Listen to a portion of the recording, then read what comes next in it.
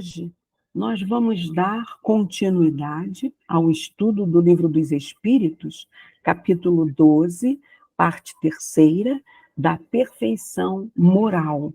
Vamos encerrar o seu primeiro subtítulo, As Virtudes e os Vícios. Quem iniciará esse estudo conosco é a nossa irmãzinha Beth. A palavra é sua, minha irmãzinha querida. Gratidão, Norminha. Então, a gente, dando continuidade ao que estudamos nas questões anteriores do Livro dos Espíritos, né? Hoje me cabe conversar com vocês sobre as questões de 901 a 903, e em seguida a Norma vai continuar fazendo as considerações a respeito das questões 904 a 906, tá bom? Então, as questões que nós estamos tratando, né, elas continuam trazendo orientações dos espíritos para os questionamentos de Kardec sobre também situações onde havia dois comportamentos opostos assim dos homens. Ele estava fazendo comparações como que deveria, né, como que era encarada aqueles comportamentos na vida espiritual. A nossa primeira questão de hoje, ela vai tratar sobre as orientações que eles deixaram para o caso de dois avarentos, de uma situação de pessoas que têm seu comportamento avareza, né? Dentro desse tema das virtudes e dos vícios, eu vou agora compartilhar aqui a tela. Então, essa que nós estamos falando aqui já né, nós já estamos na 12ª lei. Eu gosto sempre de colocar isso aqui para mostrar a nossa evolução aqui, como a gente já tem trabalhado, né? Então, questão 901. Figuremos dois avarentos, um dos quais nega a si mesmo o necessário e morre de miséria sobre o seu tesouro, ao passo que o segundo só é avarento, né, para com os outros, mostrando-se pródigo para consigo mesmo, enquanto recua ante o mais ligeiro sacrifício para prestar um serviço ou fazer qualquer coisa útil. Nunca julga demasiado o que dependa para satisfazer os seus gostos e as suas paixões. Peça-se-lhe um obséquio e estará sempre em dificuldade para fazê-lo. Imagine, porém, realizar uma fantasia e terá sempre o bastante para isso. E aí vem a pergunta: qual o mais culpado e qual o que se achará em pior situação no mundo dos espíritos? E aí, depois de colocada todas essas duas situações, temos como resposta uma frase muito direta e muito simples. O mais culpado é aquele que goza, pois é o mais egoísta, que é mais egoísta do que o avarento. O outro já recebeu sua parte no castigo. Então, agora eu vou fazer algumas considerações aqui sobre o que eu entendi dessa questão. A palavra avarento até nos faz sentir constrangidos. Quem possui uma alma avarenta é, na verdade, um sofredor, pois não usa o que acumula, nem distribui esses bens. A vida irá cobrar dele o cumprimento do dever por circunstâncias que mais tarde o farão aprender a doar, usando igualmente os bens do Senhor. Que bens são esses? Aqueles que foram, vamos dizer assim, deixados pelo Pai por empréstimo a essa pessoa, né? Nós, quando voltamos para a parte espiritual, nós não levamos nada. Então, tudo isso que está aqui é um empréstimo né, do Pai. Agora, aquele que, por outro lado, é egoísta e somente acumula as riquezas e desfruta dessas sozinho, endurece o seu coração e não encontra a paz com facilidade. O tempo mais tarde irá cobrar-lhe, né? Irá ensinar-lhe a verdadeira felicidade. Como? Através de situações que lhe surgirão na vida encarnada. Ele certamente vai passar por situações que vão lhe ensinar qual é a verdadeira felicidade e que essa não está nesse acúmulo egoísta desses bens. Ambos, tanto o avarento quanto o egoísta, sofrerão pela paz que não encontram. O Evangelho de Jesus nos ensina com propriedade a dar com uma mão sem que a outra veja. O silêncio é na dádiva, é a riqueza na vida e vida farta no amor.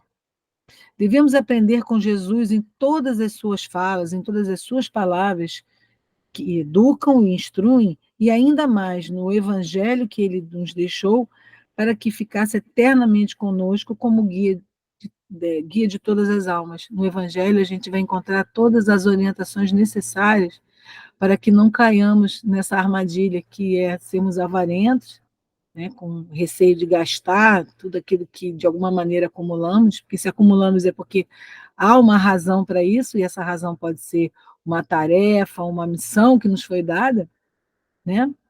Ou de forma egoísta, só utilizarmos com nós mesmos, né, com nossos próprios gostos, e não utilizar isso em benefício de outros, né? Vamos falar sobre essas questões um pouquinho mais para frente, nas questões mais adiante. Sabemos que devemos tolerar o avarento em todos os níveis em que esse se nos apresentar, ou seja, se nós encontrarmos pessoas avarentas, a gente deve tolerar, entender, porque também em outra época sofremos igualmente deste mal. Deus é Deus é Deus de paz e nos faz passar por esses processos para saber o que devemos fazer em nosso favor, para evitar esse tipo de coisa. E o que seria, então? O que temos que fazer para evitar essas situações? Se temos um tesouro guardado nos cofres, ou seja, se acumulamos riquezas, devemos saber distribuí-las. Se tem tesouros guardados no seu coração, dê aos outros com a presença de Jesus, ou seja, utilize os ensinamentos de Jesus e faça essa distribuição desse amor que possa estar no seu coração. Faça pelo outro, né, que está perto de você. Pois a vida irá lhe multiplicar esses valores em favor da tua consciência e daqueles que usufruirão dos bens. São os nossos irmãos em Jesus que merecem todo o nosso carinho, para que no amanhã possam compreender os seus deveres diante das leis de Deus. Nós estaremos dando o exemplo para que, em um momento no futuro, esse irmão que recebeu esse auxílio, essa ajuda, possa entender também que outros que possam estar ao seu lado possam também ser necessitados dessa ajuda, né? Vamos agora para a questão 902. Aí a pergunta: será reprovável que cobicemos a riqueza quando nos anime o desejo de fazer o bem? Ou seja, será que podemos cobiçar essa riqueza, né? Tal sentimento, não há dúvida, louvável quando puro. Mas será sempre bastante desinteressado esse desejo? Não ocultará nenhum intuito de ordem pessoal? Não será de fazer o bem a si mesmo em primeiro lugar que cogita aquele em quem tal desejo se manifesta? Quer dizer, Kardec fez uma pergunta e nessa resposta, na verdade, ele foi ainda questionado sobre os propósitos, sobre esses desejos, né, que poderiam estar por trás desse desejo da riqueza, né, de ter a riqueza. Então, vamos então a algumas considerações a esse tema. O desejo da riqueza no ser humano ele é desnecessário para a sua evolução espiritual. Quando ele precisa dos bens materiais como uma prova ou um trabalho que venha a realizar, ou seja, uma tarefa que ele tenha enquanto encarnado, esse tesouro virá às suas mãos pela vontade de Deus. No entanto, sempre haverá o necessário esforço próprio, sem a usura do ganho.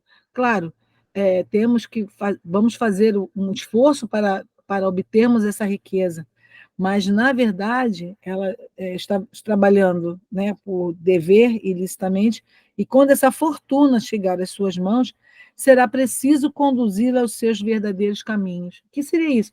E, ok, eu consegui essa riqueza, e agora? O que posso fazer de bom com ela? O que eu posso fazer de bem com isso, para com aqueles que estão junto comigo em minha caminhada? Tudo ou toda conquista leva ao traço dos sentimentos. Se eles forem puros, não há agressão da consciência nos seus destinos. Quantas vezes o desejo de riquezas encontra-se envolvido no egoísmo, no orgulho? Exatamente o que, né, perguntaram lá os espíritos. Questionaram, né, os espíritos. Todavia, Para que desejar ser rico se tudo é de Deus? Aquele a quem o Pai confia, quiser entregar, né, os seus bens materiais, que os receba por misericórdia, como lições e por missão, pois são bens dados por empréstimo, como eu, né, comentei anteriormente. A doutrina dos espíritos nos ensina a usar a riqueza em todos os pontos da vida, com maior aproveitamento espiritual. O primeiro passo para nos elevarmos é o desprendimento, porque a riqueza nos prende na forma de usura e egoísmo, nos deixando com o pensamento fixo nas coisas da terra, nas coisas materiais, né? No mundo de Manon. O que valor têm os bens do mundo para serem trocados pelos valores do espírito? Somente quem não conhece a vida espiritual apega-se aos bens terrenos. Eles têm grandes valores, mas somente quando são empregados a serviço do amor. Do contrário, as consequências são desastrosas e nos prendem às paixões inferiores e aí sim agredindo a consciência. O desejo de enriquecer para ajudar pode ser mais ou menos digno, a depender da sua intenção, das suas ações. No entanto, ainda é um sentimento inferior, pois pode trazer oculto o interesse do conforto pessoal ou para guardar os talentos com o egoísmo que a ignorância alimenta. Né? Aí remete aos talentos que foram enterrados, então a gente, na verdade, entendo a riqueza como uma benesse, né? No Pai, devemos entendê-la como, na verdade, uma oportunidade de trabalho em favor do próximo, né? Em auxílio do próximo. Por exemplo, um empresário, né, uma pessoa que trabalha, consegue amealhar lá, né, sua riqueza, resolve, por exemplo, abrir uma empresa e empregar pessoas. Desde que ele faça isso com honestidade, com lisura, ele pode, nessa tarefa, ou seja, no uso dessa riqueza que ele conseguiu amealhar, ele vai, vamos dizer assim, ele vai poder manter famílias, pessoas vão ser empregadas e essas vão poder manter suas famílias. Então, esse sim seria a utilização, vamos dizer, uma utilização benéfica dessa riqueza que ele foi, que ele conseguiu amealhar, né? Que ele conseguiu juntar. O que devemos desejar é a luz espiritual, o trabalho honesto, a força para perdoar, a fraternidade pura e a caridade sem exigências. É nessas linhas que o desejo constitui força para o coração.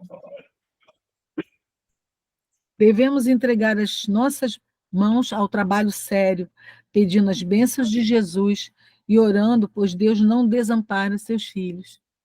Certamente não devemos cobiçar riquezas por ser desnecessário esse ato.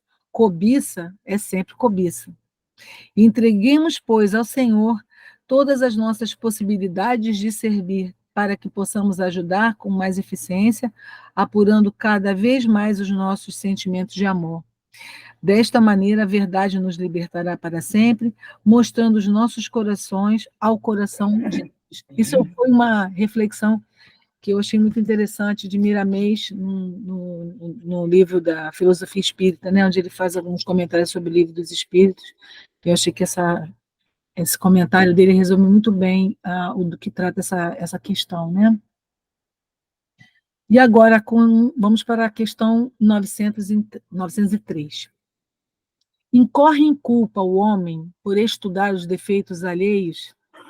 Essa é uma pergunta muito interessante, que eu acho que ela traz aí questões do nosso dia a dia, né? Não é a fofoca aqui. Aqui é você estudar esses defeitos, né? A resposta dos espíritos, então. Ocorrerá em grande culpa se o fizer para os criticar e divulgar, pois será faltar com a caridade. Ou seja, fofoca, obviamente, é uma coisa condenável, né? Se o fizer para tirar daí proveito, para evitá-los, tal estudo poderá ser-lhe de alguma utilidade. Importa, porém, não esquecer que a indulgência para com os defeitos de outrem é uma das virtudes contidas na idade. Antes de censurardes as imperfeições do outro, Vede se de vós não podereis dizer o mesmo. Né? Às vezes, a crítica é, na verdade, um espelho. Né? Tratai, pois, de possuir as qualidades impostas aos defeitos que criticais no vosso semelhante. Esse, o meio de vos tornardes superiores a ele. Se lhe censurais a ser avaro, sede generosos. Se o ser orgulhoso, sede humildes e modestos. Se o ser áspero, sede brandos. Se o proceder com pequenez, sede grandes em vossas ações. Numa palavra, fazei por maneira que não se vos possam aplicar essas palavras de Jesus. Vê o argueiro no olho do seu vizinho e não vê a trava do próprio, né? Então, vamos aqui tecer algumas considerações sobre os desejos alheios nessa questão. Miramês, né, mas traz algumas reflexões também. Que não é justo nos preocuparmos com os defeitos alheios no sentido vulgar, procurando somente menosprezar os valores dos irmãos de caminhada. Essas ideias da crítica pela crítica, ou para nos sentirmos superiores, elas nascem das mentes que considera incapazes de experimentar o amor. Né? Na verdade é isso, né? Naqueles que não se lembram dos ensinamentos de Jesus sobre como sermos benevolentes, da importância da benevolência nas nossas atitudes, nas nossas observações, no nosso dia a dia. Cada criatura é um mundo particular. Toda alma é um campo de plantio, onde o que se semeia germina, onde o cuidado multiplica, onde o que se abençoa aumenta. Quando nos interessamos em divulgar os erros dos outros, os nossos se escondem, e com isso a gente prejudica a nossa caminhada espiritual, a nossa evolução fica prejudicada, né? Expor como críticos as falhas alheias à vista de todos é um grande erro. Porém, se a intenção for de aprendermos sem que outros participem, ou seja, sem que essas faltas, né, sejam divulgadas, expostas, né, a ninguém, esse exame pode ser feito, deve ser feito para que a gente não cometa os mesmos erros, né? É assim, na verdade, não se deve fazer isso para que a gente não crie problemas para essas pessoas, né? Porque ao expor, a gente pode ver hoje em dia, quando tem essas pessoas que se expõem um pouco mais na internet, as chuvas de comentários, de críticas, que passam muitas vezes do limite, né? São até conhecidos como os haters, né? Pessoas que fazem comentários por puro prazer, por não gostar e para fazer uma tradução livre, né? São aquelas pessoas que odeiam, simplesmente querem falar mal por odiar aquela situação, né? Que o outro pode, por invejar, quem sabe, né? Ao estudar os outros ou as suas ações com a finalidade de nos aprimorarmos espiritualmente, seremos bem-aventurados, desde que o silêncio seja nosso companheiro em todos os aspectos das observações. Nossa própria alma é o mais difícil de se conhecer, e, na verdade, o obstáculo mais difícil de se vencer é educar a si mesmo em todas as suas etapas evolutivas. Nosso maior dever é fortalecer em nós a indulgência, ou seja, o perdão incondicional para com os outros, pois são nossos irmãos, também filhos de Deus, com os mesmos direitos e os mesmos deveres no certame da vida. A indulgência é a caridade em brilho maior que abre os melhores caminhos para quem a possui. Ao ajustarmos a nossa mente com as orientações de Jesus, na verdade, a verdade surgirá com mais evidência em nossos caminhos, e aí nós poderemos trilhar um caminho sábio, o caminho que vai nos levar em direção ao Pai. Muito obrigada, gente. Eram essas as considerações que eu tinha. Norminha, eu vou passar aqui as questões em diante, estão em tela, tá? A questão Tá ok. 4, se você quiser ler, já coloquei. Eu vou preferir ler aqui pelo meu livro, porque Pode eu ler. marco assim pelos coisas, mas você pode projetar. Tá, vou deixar projetado. Queridos, vamos dar prosseguimento, então, a esse estudo, né, sobre as virtudes e os vícios. Até aqui foram tratadas essas virtudes e vícios individualmente. Essas últimas questões desse item vão tratar desses vícios no todo, né, na sociedade. Então, a primeira questão é a 904, e ela diz assim: incorrerá em culpa aquele que sonda as chagas da sociedade e as expõe em público? E a espiritualidade responde: depende do sentimento que o mova. Se o escritor apenas visa produzir escândalo, não faz mais do que proporcionar a si mesmo um gozo pessoal, apresentando quadros que constituem antes mal do que bom exemplo. Vamos dar uma paradinha aqui nessa resposta para traçar um pouco de consideração, ok? Bom, a intenção, então, o sentimento é que vai determinar, não é? Se essa divulgação das chagas da sociedade em público tem um fim útil, se é feita para evitar riscos para mais pessoas ou para aperfeiçoamento da sociedade, então é justo que se façam essas considerações. Exemplo, divulga-se do risco de utilização de uma ponte em determinada estrada que, por não ter tido a devida conservação, está apresentando rachaduras. Então, é útil, é válido para que vidas sejam poupadas de passar por ali na hora que essa ponte desabe, entendeu?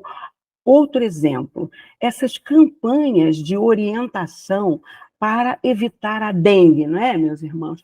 Com diretrizes de execução de limpeza, né? Não só nos lixões, nos locais públicos, mas também nas residências. Então, a ação do poder público, com as devidas providências, deve ser concomitante com a ação do cidadão, porque o cidadão é célula dessa sociedade, não é? Se ele não cuida do terreno dele, ele se contamina com o mosquito que acumulou lá no quintal dele e ele vai contaminar toda a sociedade, não é verdade? Vamos então dar... Fala, Paulinho. Oi, Norma. Só uma observaçãozinha aqui, para todo mundo refletir, né? Quando Kardec faz a pergunta, né? Incorrerá em culpa aquele que sonda as chagas da sociedade. Olha como é pitoresco. A espiritualidade responde: se o escritor. Isso. E ele estava ali recebendo comunicações, revelações, e ele é que escrever, né? Maravilha Então, de observação, Paulinho, da preo- profundidade, né? a preocupação de Kardec com o que ele ia colocar em público, né? E Só essa isso. deve ser a preocupação de todos nós que temos essa oportunidade de trabalho de explicar sobre essas verdades espirituais, né? Bom, então, cada um fazendo a sua parte, a sociedade vai progredir. Vamos continuar a ler a resposta da espiritualidade. O espírito aprecia isso, mas pode vir a ser punido por essa espécie de prazer que encontra em revelar o mal. Ou seja, Jesus fala lá em Mateus, capítulo 18, versículo 7. Ai do mundo por causa dos escândalos, porque é inevitável que venham escândalos, mas ai do homem pelo qual vem o escândalo. Então, exemplo, as fake news, né, nas redes sociais, que foram muito utilizadas ultimamente no período de eleições. Confundiam o eleitor e acabava prejudicando os destinos da sociedade como um todo. Ou seja, o escândalo é tudo o que resulta dos vícios e das imperfeições dos homens, Como estamos num planeta de provas e expiações, é inevitável que venham os escândalos, assim como ai do homem que o provocar. Por quê? Porque também já sabemos que a cada um é dado segundo as suas obras. No livro Filosofia Espírita, Miramês ainda fecha dizendo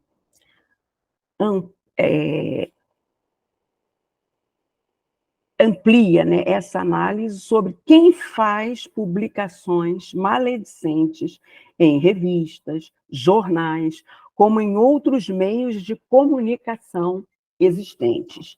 Fala ele, existem muitos desses no mundo que entregam a vida a serviço do mal, que já existe em abundância na Terra, mas, em parte, a culpa é da própria sociedade, que exige esse corrosivo como alimento. Há leitores de jornais e revistas, os que assistem à televisão e ouvem rádios, que exigem escutar notícias de violência e sofrimento.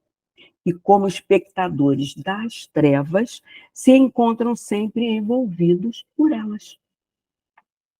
Por isso que nós temos que vigiar o que nós apreciamos de ler, de ouvir, de assistir, não é? Afinal, você atrai suas companhias com suas vibrações. Portanto, o ideal é vibrar no bem e no amor, sempre, né, meus irmãos? E aí a espiritualidade vai responder um segundo questionamento de Kardec, na 904A. Como, em tal caso, julgar da pureza das intenções e da sinceridade do escritor? E ela responde, nem sempre há nisso utilidade. Se ele escrever boas coisas, aproveitai-as, entendeu? Então, há bons escritores, meus irmãos, inclusive escritores materialistas, que nos ensina muita coisa de ética. Então, não precisamos fazer apenas leituras espiritualistas, mas também qualquer tipo de leitura producente, não é? Que nos leve ao bem e ao progresso. Vamos continuar a resposta. Se proceder mal, é uma questão de consciência que lhe diz respeito exclusivamente, não é verdade? Então, em nossa consciência, nós temos gravadas as leis de Deus, não é verdade? Ela nos sinaliza quando agimos mal. Portanto, não adianta escrever coisa boa e proceder mal, né? Não vai dar certo. Vamos continuar. Demais, se o escritor tem empenho em provar a sua sinceridade, apoie o que disser nos exemplos que dê.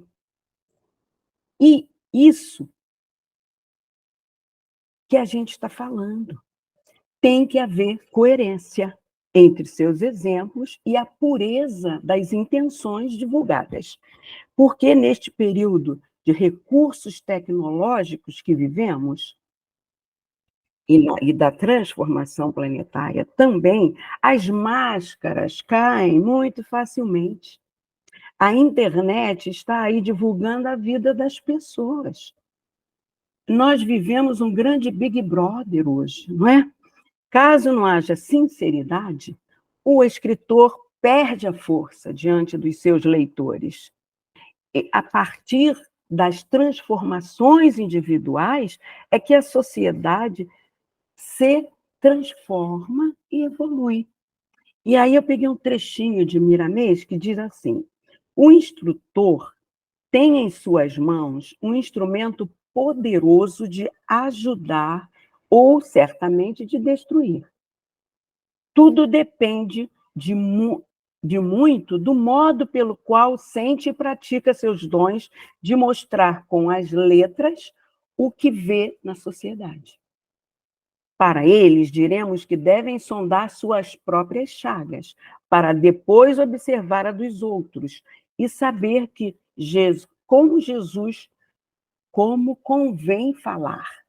E aí ele cita Marcos, capítulo 15, versículo 4, que nos diz o seguinte: tornou Pilatos a interrogá-lo. Jesus, né? Nada respondes? Vê quantas acusações te fazem. E aí ele traça a consideração. Mesmo que o escritor seja acusado por ensinar o bem, em muitos casos deve silenciar-se diante dos ignorantes, mas continuar escrevendo, divulgando a harmonia da vida em todas as formas possíveis, mostrando que fora do amor não há solução para os problemas da sociedade. Por isso Jesus, né? Fora da caridade não há salvação. Jesus exemplificou, por amor à nossa ignorância, até o final, na hora extrema, quando disse: Pai, perdoai-lhes. Eles não sabem o que fazem, né? Vamos para a questão 905. Alguns autores han publicado belíssimas obras de grande moral que auxiliam o progresso da humanidade, das quais, porém, nenhum proveito tiveram eles. Ser-lhes-á levado em conta como espíritos, o bem que suas obras hajam dado lugar? E a espiritualidade responde: a moral sem as ações é o mesmo que a semente sem o trabalho. De que vos serve a semente, se não a fazeis dar frutos que vos alimentem? Vamos parar aqui e refletir um pouco, né? Aqui, a espiritualidade nos mostra a responsabilidade, né? Que todos aqueles que têm conhecimento e o divulgam vão enfrentar perante a justiça divina, se não cumprirem as orientações que divulgam em obras úteis para com o próximo, seja em família ou no convívio social. Às vezes a pessoa é muito boazinha, né, no discurso, mas não tem um bom trato com seus familiares, nem no seu dia a dia na sociedade. Os que ouvem os ensinamentos morais por eles divulgados e trabalham a partir deles a autotransformação, esses frutificam e evoluem. Ao contrário dos divulgadores, que não regam a sementinha dos conceitos e valores morais através do exercício do trabalho no bem e no amor. Isso lembra uma historinha que eu já ouvi lá na Ramatiz algumas vezes, né? De um excelente palestrante que desencarna e depara-se, no plano espiritual, com a presença de um humilde frequentador da casa espírita em que ele era expositor, e esse humilde frequentador estava resplandecente, com grande aura, né? Ao passo que a iluminação do expositor era mínima, era pequenininha. Então, ele vai e pergunta para aquele humilde senhor: o que você fez para conquistar essa iluminação toda? E aí ele responde: eu busquei fazer o que o senhor ensinava. Entendeu?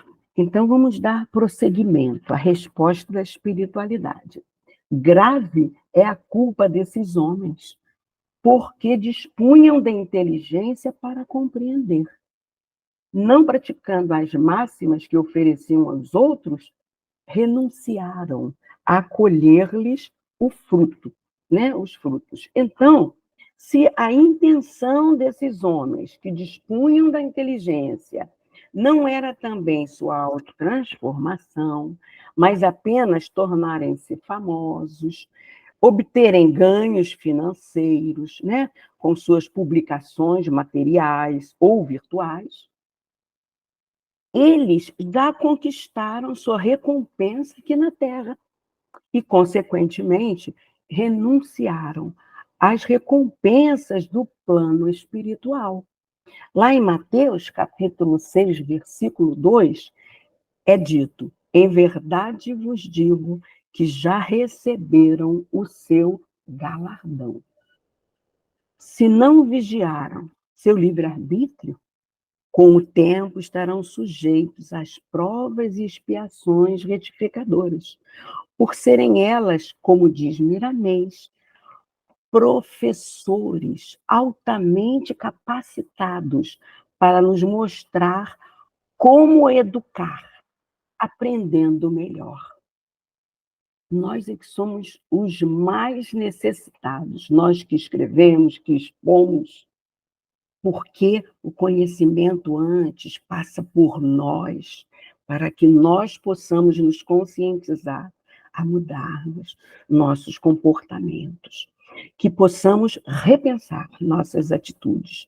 Nem todos nós somos autores a deixar legados para a humanidade, porém, todo cristão que estuda o Evangelho do Mestre, independente da categoria religiosa a que pertença, se é católico, se é evangélico, se é anglicano, espírita, não importa. Se ele estuda o ensinamento deixado pelo Cristo, tem maior responsabilidade, porque está adquirindo conhecimento dos conceitos morais por ele pregado, não é? A hora é esta, meus irmãos.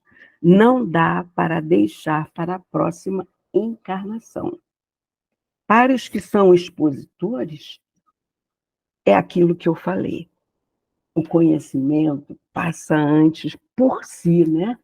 Então, a necessidade de exercer a atividade é, em primeiro lugar, a própria iluminação, para dar seu testemunho no dia a dia, servindo de exemplos de vida, de verdadeiros semeadores do Evangelho.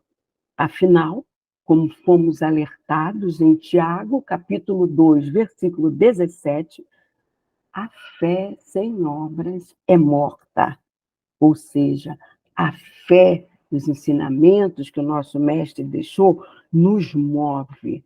E o amor com que nós executamos essa obra do bem é que faz construir esse mundo melhor para nós e para a sociedade como um todo, né?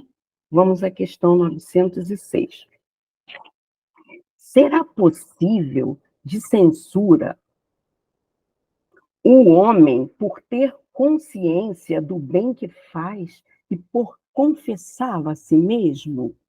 Aí a espiritualidade responde: pois que pode ter consciência do mal que pratica, do bem igualmente deve tê-la, a fim de saber se andou bem ou mal, pesando todos os seus atos na balança da lei de Deus e, sobretudo, na da lei de justiça, amor e caridade, é que poderá dizer a si mesmo se suas obras são boas ou más, que as poderá aprovar ou desaprovar. Vamos dar uma paradinha aqui para a nossa reflexão.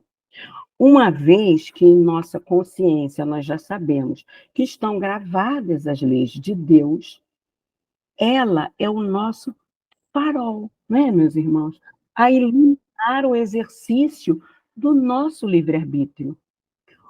O que nos permite analisar se praticamos o mal ao nos afastarmos das leis divinas ou se nossas decisões pautaram-se no cumprimento delas, no bem, né?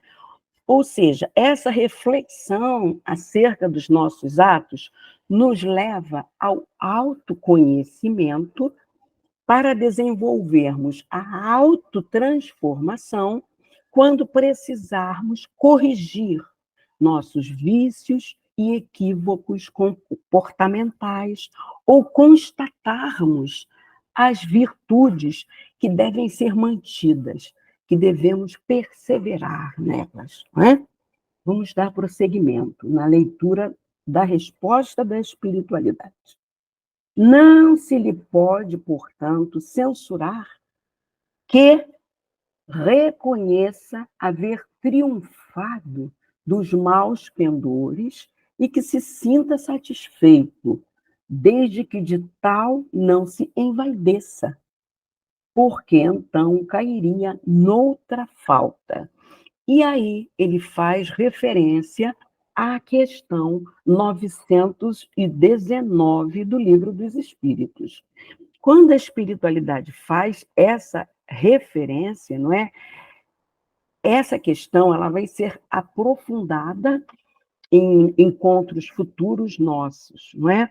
Mas a gente pode esclarecer, não é, que ela traz o meio prático mais eficaz que tem o homem para se melhorar nesta vida e de resistir à atração do mal.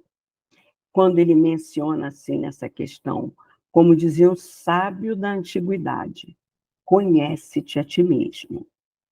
Então, para esse autoconhecimento, que não é tarefa fácil para nenhum de nós, não é? Porque nós somos acicatados no dia a dia. Por isso Jesus falava para a gente, vigiai e orai. Não é? Aí Santo Agostinho nos exemplifica o que ele fazia para poder vigiar e orar, não é? Então, ao término de cada dia, antes de adormecer, ele fazia aquela reflexão, aquela autoanálise da sua conduta naquele dia, né? Se foram de conformidade com o Evangelho ou não. Ou seja, que possamos nos questionar diariamente se nós fizemos todo o bem que pudemos fazer, se deixamos de fazer alguma coisa, não é? Repensar se falamos algo para alguém que nós não gostaríamos que nos falassem. Enfim, se nós conseguimos cumprir a regra áurea, né, que nos diz tudo quanto queres que os outros façam para ti, faz-eu também para eles. Então, meus irmãos, nós precisamos ter o entendimento de que a nossa luta não é com os outros, é sempre conosco.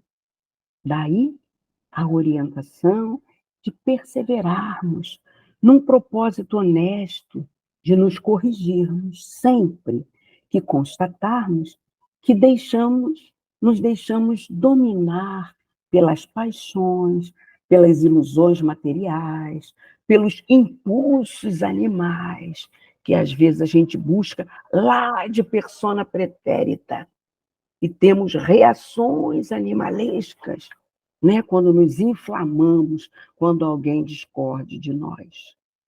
Portanto, é natural que quando o homem constate, que tome consciência que fez o bem, que ele fique satisfeito consigo mesmo. Porém, ele não deve engrandecer-se, nem ficar divulgando o bem que fez. Se assim o fizer, compromete-se com o orgulho e a vaidade. Em Mateus, capítulo 6, versículo 3, é dito: não saiba a tua mão esquerda o que fez a tua direita. Eu visualizei um comentário da nossa querida irmãzinha Ângela, que os animais são por amor, mas eles agem por instinto, não é, meu amor? É nesse sentido que a gente fala. O animal, para se defender, ele reage. Se você pisa na patinha do seu gatinho, por mais que ele lhe tenha amor, ele vai dar uma mordidinha para você ver que ele está te machucando. É o instinto. E nós trazemos ainda esse instinto de reação lá dos nossos idos tempos, quando ainda não havíamos desenvolvido esse amor que nos foi trazido paulatinamente, de acordo com a nossa capacidade de entendê-lo, absorvê-lo e demonstrá-lo ao nosso próximo, né? E aí, para finalizar, Miramês nos diz: o que devemos despertar em nós com urgência é o conhecimento das leis naturais e torná-las como indicação para a nossa viagem na vida. Os conscientes das verdades ficarão livres do tribunal da própria consciência. É isso. Ok, querida Ângela, é isso aí. Então, assim, queridos irmãos, nós encerramos a nossa exposição de hoje, né?